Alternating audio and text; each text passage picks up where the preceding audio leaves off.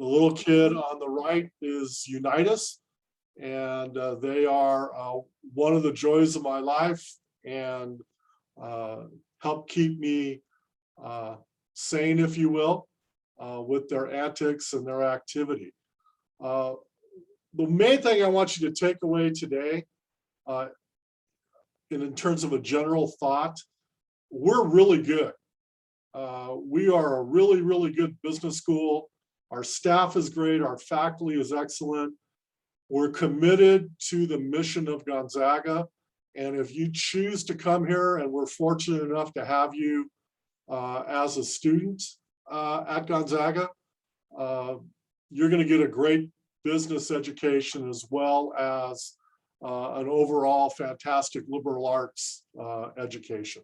So let me tell you a little bit about more specifics about the business school. We have very, very big aspirations. We want to be a global leader in Jesuit business education. We want to be on the Mount Rushmore, if you will, of Jesuit business schools. So when people talk about the finest Jesuit business schools in the world, we want them to mention Gonzaga. We're on our way there.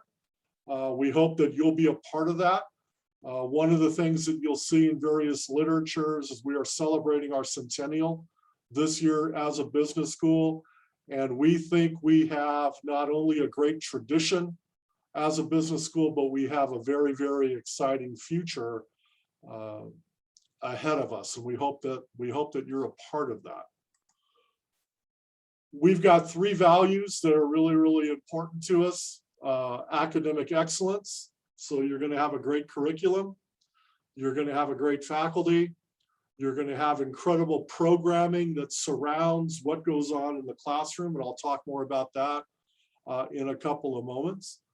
We want you to be as engaged as possible outside of the classroom. So maybe that's across campus, maybe it's downtown, maybe it's back in your hometown, maybe it's virtually with people, but we want you learning in a co-curricular way. And a lot of that is going to come from how we encourage and you decide to engage with others as we move through. And then lastly, we want to be our value of inspiration. Again, our Jesuit roots. 2 things there really. Of course, we're going to have ethics and social responsibility and belonging and equity and inclusion. Of course, we're going to talk about sustainability. That's one part of the inspirational aspect of our values.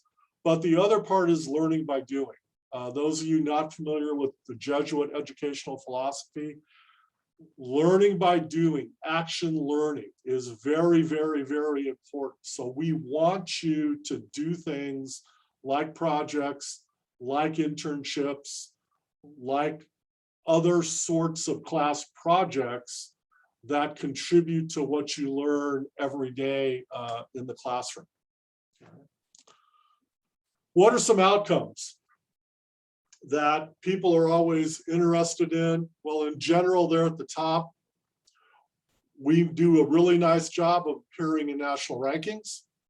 Our students do very, very well in competitions, and we have outstanding placement rates. So most recently, in US News and World Report, the business school was ranked 84th in the country, or tied for 84th in the country. 4 of our disciplines, and they're listed there on the screen, accounting, entrepreneurship, finance, and management, were ranked among the top 40 programs in the country in each of those areas. Competitions are big for us, and some of the things I say today, and some of the things you'll hear from all sorts of different schools, are skewed a little bit by the pandemic. So obviously over the past year and a half, probably just like in your lives and your academic programming in high school or JUCO or wherever you're at, there was some stuff that didn't go on. And competitions is one of those areas. So many of you are familiar probably with DECA. You might have that program in your high school. DEC has been kind of silent at the college level for the past year and a half, but pre-pandemic, we did really, really, really well at DECA. We were putting students on planes to go to the national finals. Every year, we would probably have 5 or 6 students that would place in the top 10 in their particular category. We want you out there competing. We think that's a great co-curricular activity, a great way, again, for you to complement what's happening in the classroom. Most recently, we had a couple of teams do very, very well in the Northwest Entrepreneur Competition. So we do a lot of stuff in entrepreneurship, which again is consistent with our high ranking in US News World Report. And then we had a group of our finance students won the most recent D.A. Davidson investment competition. If you're in high school or junior college right now, an average return of 37.5% may not sound that impressive. If you talk to some of the older people in your life and they go, wow, 37.5, Ken, who do I talk to about getting that type of advice? Because that's an incredible return. And this is the 3rd time since 2016 that a student team from Gonzaga has won this particular competition. Placement, everybody wants to know about placement and what's going to happen once you walk across the stage and receive your diploma from Gonzaga. Again, this number is a little bit low because of the pandemic, but we have a placement rate with the class of 2020, or success rate, of about 87%. What that means is 87% of our graduates from the business school in that class have a job, are in graduate school, are in service like Peace Corps, Jesuit Volunteer Corps, etc., or in the military. Okay, so the vast majority of our students are doing something and not still seeking employment. So that's a number that you can see at pretty much any school that you're talking to.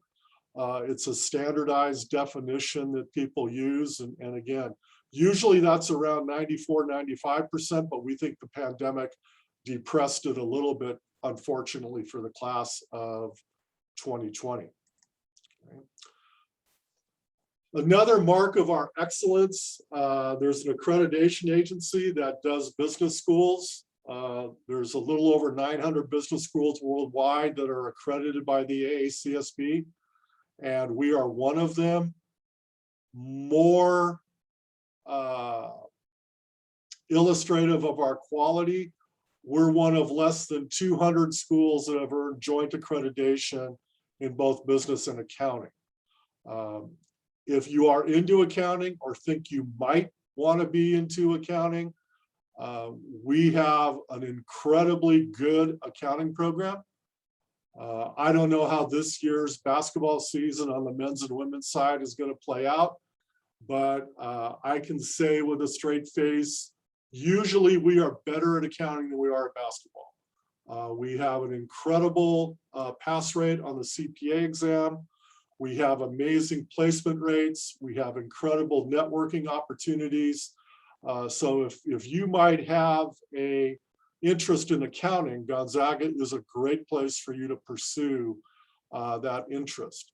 Year in, year out, 3 most popular areas of study are accounting, finance, and marketing. Sometimes finance is number 1. Sometimes marketing is number 1. Sometimes accounting is number 1. But in terms of the number of students in those particular areas, year in, year out, those are the 3. You can go to our website to learn more about the particulars of our majors and concentrations, etc. But I would say this, we have one of the things that is unique about Gonzaga is if you look at our business administration major, it's going to be a little bit different than what you see at other schools. And there are some good reasons for that.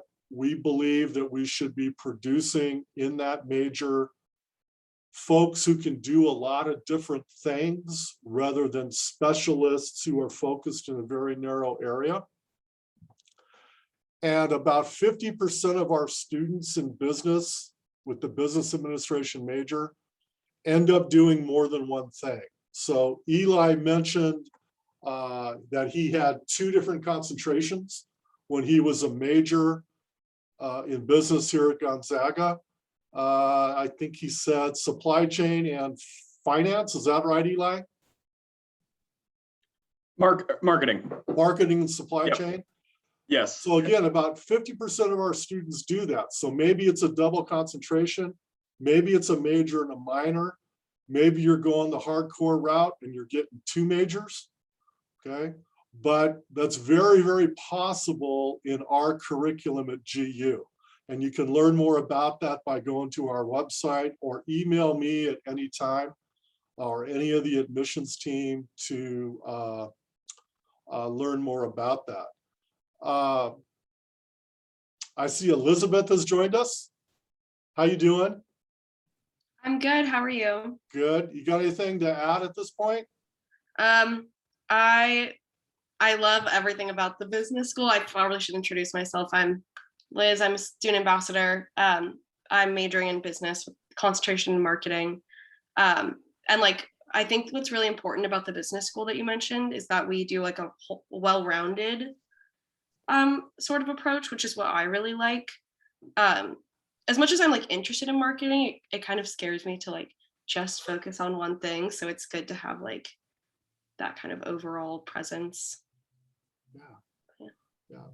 And that's an important, that brings up a second point about our curriculum. There's probably 15 of you on this call, 15 or so.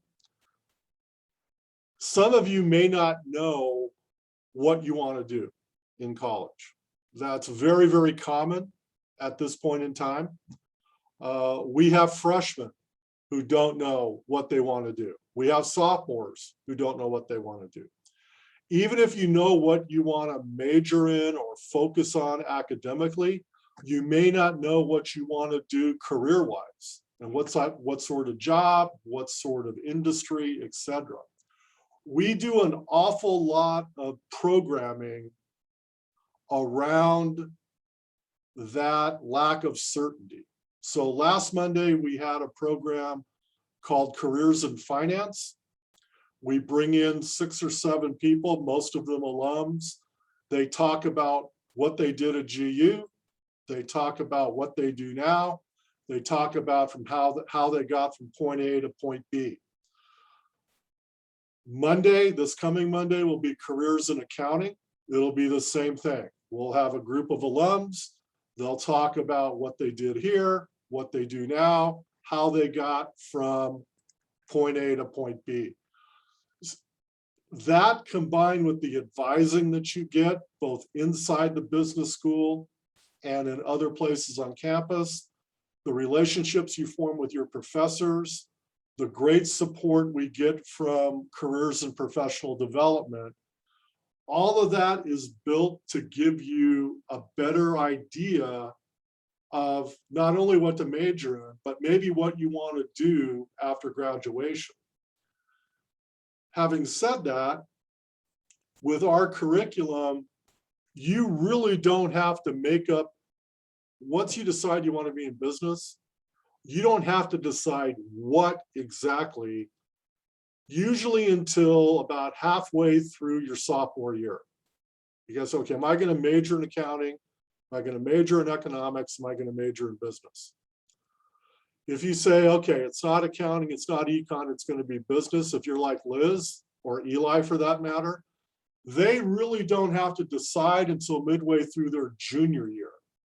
They can still get it all done their senior year with the way our curriculum is structured. So don't worry if you don't know. It's almost as important at this point to know what you don't want to do as it is to know what you want to do. At some point, you get a sense of, yeah, I want to be in business, and then we're the place to go for that. Okay. What you will spend a lot of time on your first year at Gonzaga, you won't spend a lot of time in the business school. You'll spend a lot of time with core classes And this is something that we think distinguishes us as a business school and contributes incredibly well to your overall education.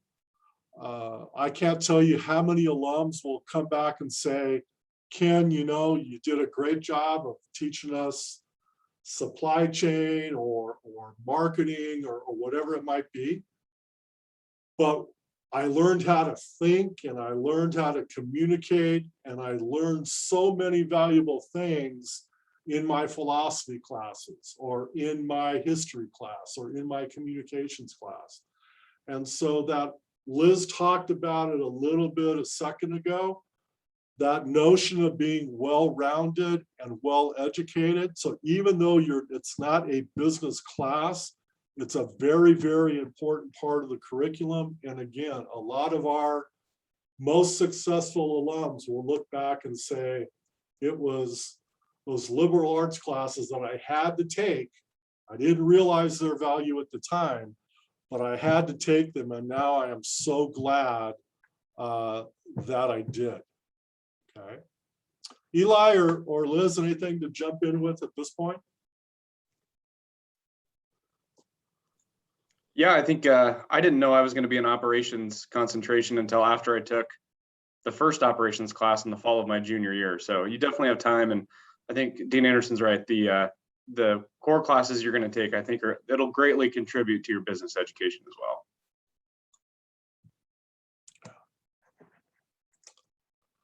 So, mentioned learning by doing. So, projects within classes. We've got project classes where the whole point of the class is working on projects. We've got internships, and you can find one through us, in particular, our partners, again, in careers and professional development, or maybe you've got an idea or a connection back home. You can bring that to us and we can see if we can build that into a viable internship.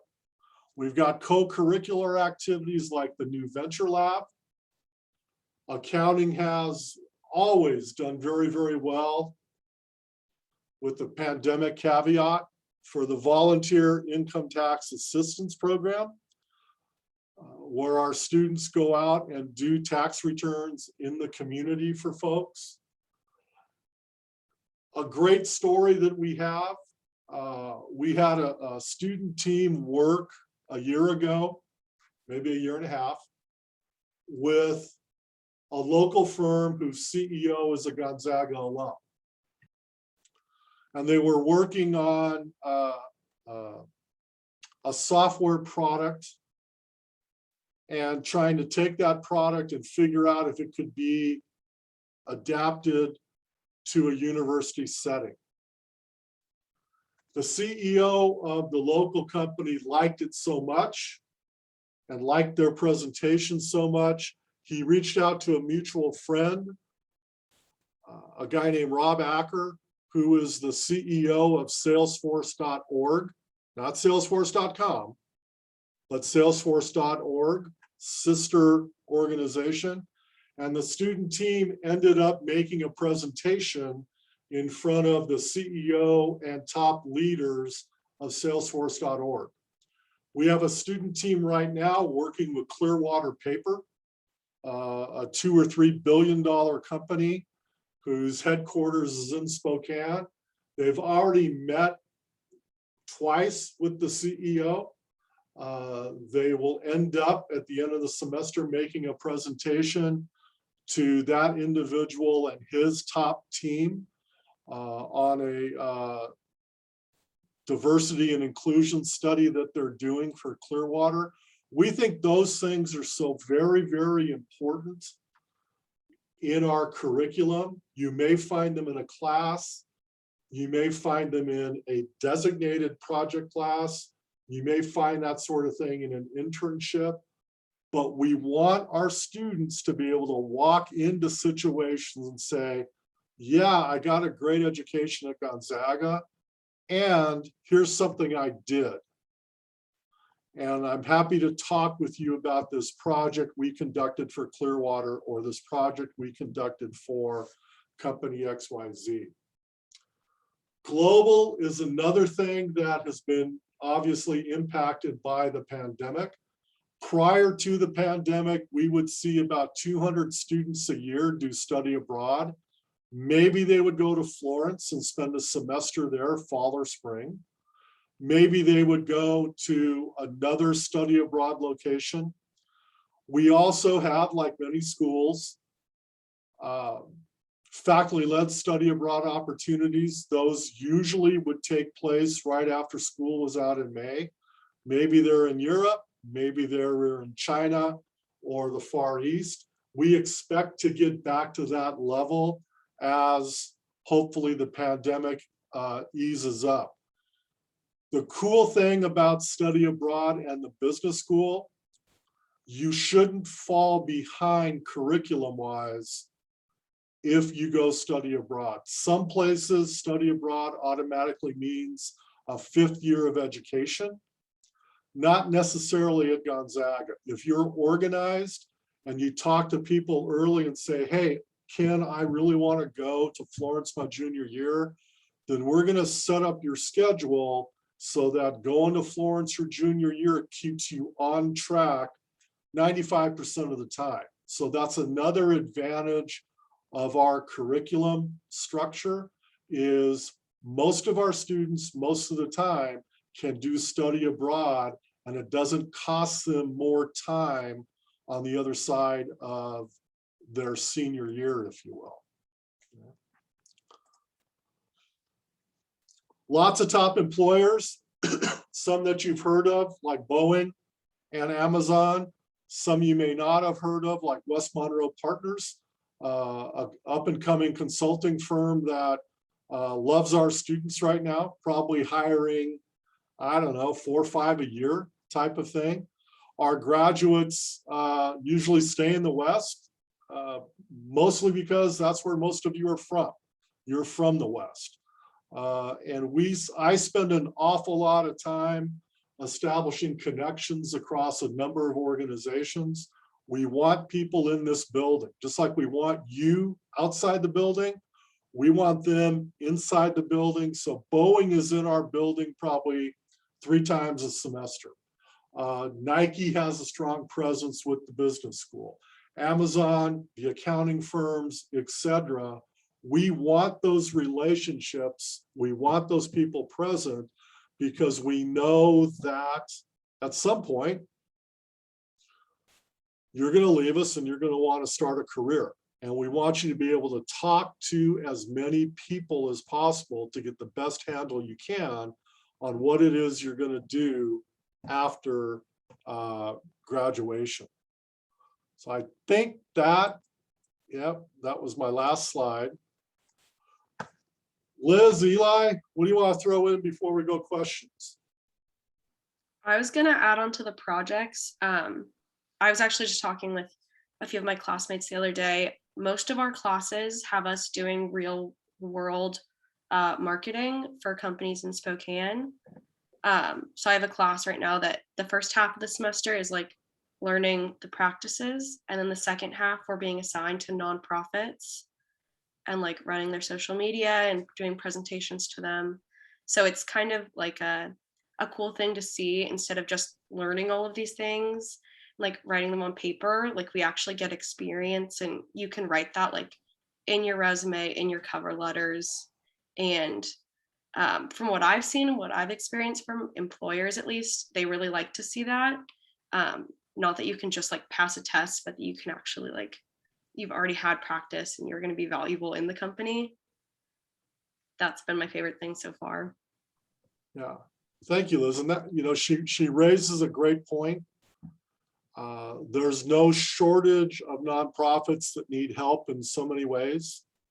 And part of our mission would encourage us to encourage our students to reach out and help when they can.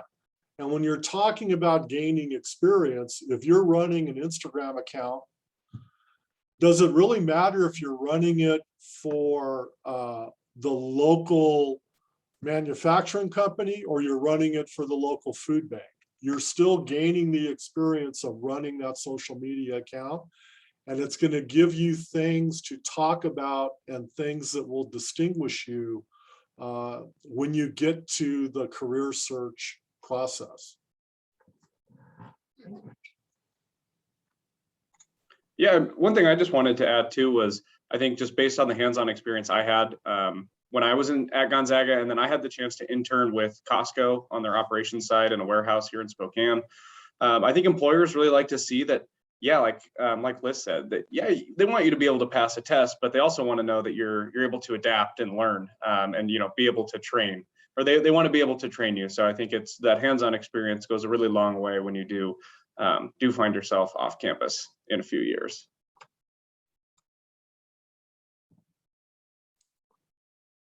So what other questions do we have, Eli? We only had one come through the chat, but I was able to answer it pretty quickly. It was, do you have to fill out a separate application to get into the business school?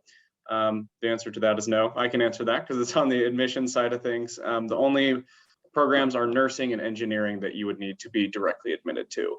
But please feel free to shoot questions out in the chat. We have a really great person to answer questions here, both with Dean Anderson and Liz. If you feel more comfortable maybe asking those with like a direct message, feel free to shoot that to me, or you can always unmute and ask out loud if that works too. May I ask one out loud, please? Yeah, go ahead. Someone said that we're not spending a lot of time in the business school our first year. We're taking more core classes. We'll know that we're in the business school though when we get accepted, right? Because like some schools wait to tell you like your sophomore year whether you're in the business school or not, but like we'll know we're in the business school going into our freshman year, right? Yeah, great question. So we have admission guidelines for the business school, but and they're based on how you do in 6 of your business courses your sophomore year. Okay, the bar is pretty low. I think it's a 2.7 across those 6 courses and not less than a C in any one of the 6 courses. All students who want to major in business are able to major in business. We don't have an enrollment cap. We're not going to change those admissions criteria anytime soon. So I'm confident in saying something like this. If you're admitted to Gonzaga and you want to major in business and you don't totally goof around your first 2 years, you're going to be able to major in business. We're not going to say we're only taking the top 300 kids, or we're not going to say you have to have a 3.9. Our admission standards are relatively, quite frankly, easy. And if you want to major in business, you should be able to major in business. Does that help? Yeah, it does. Thank you. Okay.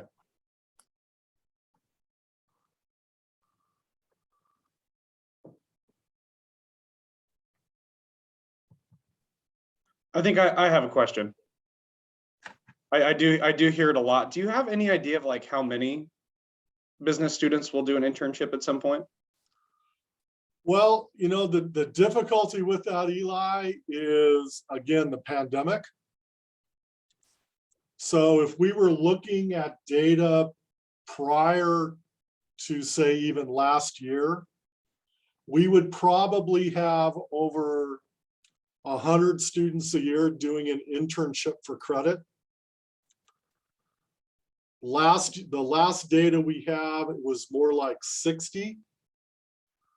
But I can say this with confidence. There may not be a perfect internship out there for everyone, but there are plenty of internships that are available through Gonzaga and through the business school. And then additionally, you can bring your own to us and we can try to make something work with a connection or a network that you have. So usually it's about 100. It was down last year. And again, we're going to attribute that to the pandemic. Gotcha. I did have someone just message me directly with a question. So how do you decide who gets internships?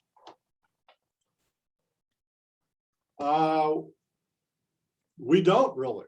You fill out the form and you say, this is what I want to do. We have certain criteria. You've got to work so many hours for every credit, academic credit you want to earn. There are these sorts of things that have to be in your report. Your supervisor has to do X, Y, and Z. But if you check all those boxes, you've got an internship. Now, on the company side, let's say Boeing. Boeing is very, very good to us in so many ways. And one of the ways is we are great participants in their internship program. Or say the accounting firms, big on internships. Those are going to be competitive admission things, right? You're going to have to go against other students to get one of the 5 or 6 Boeing internship slots. But if it's you looking at something you're bringing to us from back home, check the boxes, you've got the internship.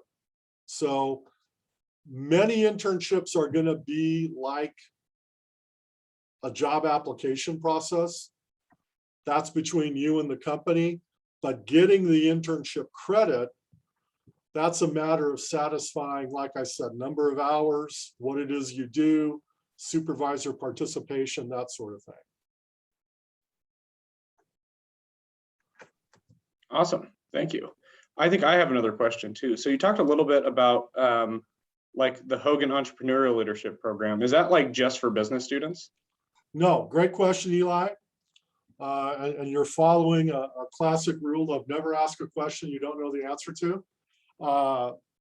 Hogan is a multidisciplinary program. It begins now in the sophomore year, which means you apply for it during your freshman year. I think applications might even have been due either last week or this coming week for next year's Hogan class, that is the sophomore class of next year. At any given time, I want to say about 1/3 of the students in Hogan are business majors, 1/3 of the students are engineering majors, and 1/3 of the students come from elsewhere in the university. So it really tries to capture that multiple background, interdisciplinary approach. It's got some courses that are designated as Hogan courses. It's got some programming, excuse me, and experiences that are designated as Hogan programming or experiences. Great, great, great program. They try to bring in about 25 students a year, maybe 30. And in a typical year, they would have about 100 applications. So it's fairly competitive to get into Hogan. But if you don't get into Hogan and you still want to do entrepreneurship, if you're in the business school, you can work on a concentration in entrepreneurship. If you want to do entrepreneurship and you're not in the business school, you can get a minor in entrepreneurship and major in psychology or engineering or whatever it might be. Awesome. Thank you. We did have a question that looks a little bit more like a general admission question, so I'll go ahead and take that one just really quickly. The question was, can you tell us what you look for in a strong application, and then characteristics of a successful business student, which I'll save for you, Dean Anderson. But typically on the admission side of things, when we're looking at an application, if it's not nursing or engineering, really what we do is we look for well-rounded students and individuals who have a strong desire to be an active part of the Gonzaga and Spokane community. I'm going to send you a quick link with what our admission requirements and kind of what our evaluation process looks like. But I think, Dean Anderson, I think that's a really great question for you, is what are characteristics of successful business students? I really think it's pretty simple, Eli, and I'd love to hear Liz's answer as well. I really think after all my years of being here as a professor and a dean and watching my kids go through school and stuff like that. It really comes down to your willingness to be engaged. And whether that's engaged in the classroom and not just going through the motions of, okay, I'm studying for the test, I got done with the test, I can put my finance book away because now it's time for operations class and I don't want to think about finance anymore until I have to. Or it's engaged in the programming, in the community. There's so many opportunities in college for you to learn and, quite frankly, make yourself better. And I think the successful students at Gonzaga are the ones who engage in the classroom and take advantage of the opportunities that are outside the classroom for them. I would agree. I think like two main tips for before you kind of get into your concentration, you have more of the general business classes. And I'm going to be honest, numbers were not my strong suit. So it was really important for me to like rewrite the notes and make sure I wasn't just comfortable with information, but that I could like accurately explain it to someone. And we have a really awesome free tutoring center in the library, as well as I believe we have an accounting and economics tutoring center or groups within the business school. Those are super helpful. So just A, don't be afraid to ask questions, and B, just get to know your professors, because a lot of time they either have their own, they're still practicing what they're doing, or they have had past job experiences. So they're able to like, oh, this is what I'm doing currently, like this is how it applies to the class. Or I've had professors where I'm still in contact with them, where they'll, you know, hey, this is coming up, this looks like something you're interested in, and they'll send it to me even though I'm not in their class anymore. So just making connections, don't be afraid to ask help. Those are my two big ones. That's awesome. Thank you. We had two more questions through the chat. Within the business school, it's a little bit more technical. Within the business school, is graphic design only offered as a class or as a possible minor? Only as a class right now. Okay, gotcha. Actually, I believe I took that class when I was in at Gonzaga, and I actually use that in my work now. Using it. Probably had Marvin or Scott, one of the two of them. Yep, I had Marvin. Okay, there you go. Liz, have you had that yet? I haven't. I chose to take content marketing instead of graphic design. Okay, cool. Yeah. We did have another question. Looks like this might be our last question, as we are getting closer to 12:10. What do business classrooms look like? Are classes mostly taught through lectures? And is there a strong connection between professor and student? So really, are classes mostly lectures? And how strong are the connection between professors and students? I'll go first, and I'll let Liz close it out. I think the amount of the proportion of lecture to, let's call it, discussion is going to change as you move from your sophomore year through your senior year. In your sophomore year, in a principles level class like Principles of Accounting, a lot of that is going to be lecture. It probably isn't going to be 100% lecture, but it's probably going to be a lot of lecture. But then as that accounting student moved through the curriculum and got to Audit 2, his or her senior year, that class is going to be more case-based and probably be more participation and discussion-based. And I think that's true for most of our disciplines. In the core classes that Liz referenced earlier, again, you're going to get more lecture than discussion. But as you get into the courses within your concentration or your major, you're probably going to get more discussion than you do lecture. Liz? I would agree. Within the like physical business school, we have, I don't want to say it's like half and half. They're like auditoriums and then regular classrooms, because I'm not sure the exact number. But we do have a few auditoriums, and I would say I really only had classes in those my sophomore year. When I was finishing up those principles, I might have had them during my junior year, but it was all on Zoom, so I don't know. But now for all my classes, I'm mainly just in like classrooms. That way we can have like a pretty open discussion about concepts that we're doing, like the dean mentioned earlier. But I really like that aspect. Like, it doesn't feel like, it makes me feel like more involved in the class, I guess. Yeah, I guess anecdotally over the years, one of the things that I'll hear from seniors is, oh man, too many group projects, too many cases, too much discussion.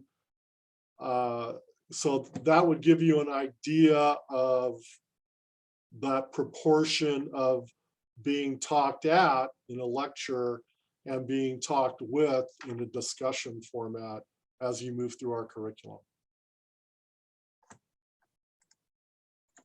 Awesome. Well, thank you so much. We are about a minute away before the end of this session. We're going to have about a 10-minute break.